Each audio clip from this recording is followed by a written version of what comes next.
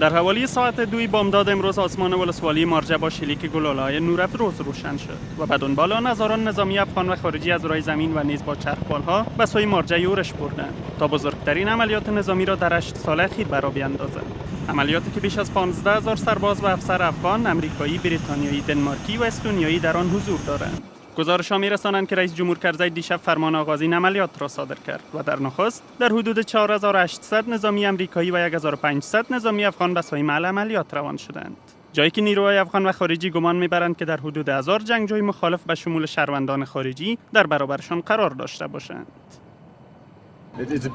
این موضوع بسیار بزرگ است. مارجه منطقه فراخ و گسترده است. پیروزی در این ساحه بر سراسر جهان اثر خواهد گذاشت، زیرا مارجه مرکز تولید هیروئین است و این عملیات باعث کاهش جرایم نیز خواهد شد.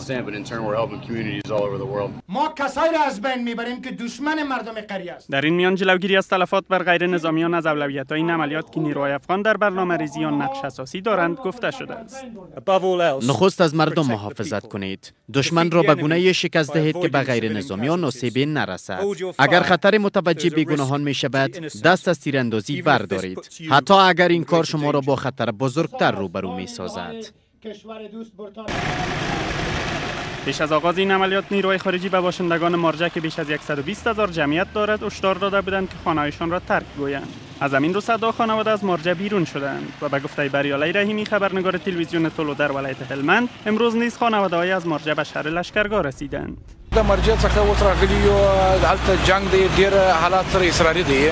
دا نو کوه به چې اول وار د پیاده جنگ څخه کار واخلي، بمباری نیوي، د ټانګانو زور و ظلم ورسره نیوي.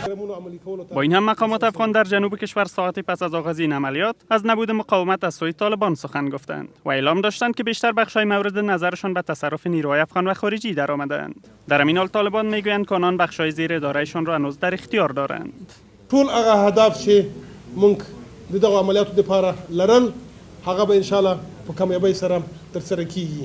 د دښمن تحرکات په سیمه کې تر اوسه ډېر کم لیدل کیږي. په ډېرو کمو ځایونو کې د دوی عکس العمل لیدل شوی. عملیات مشترک در مارجه بخشی از یک برنامه 3 مرحله‌ای برای تامین ثبات در افغانستان گفته شده است. انتظار می‌رود که پس از مارجه این عملیات بر بخش‌های دیگر ولایت هلمند نیز گسترش یابد.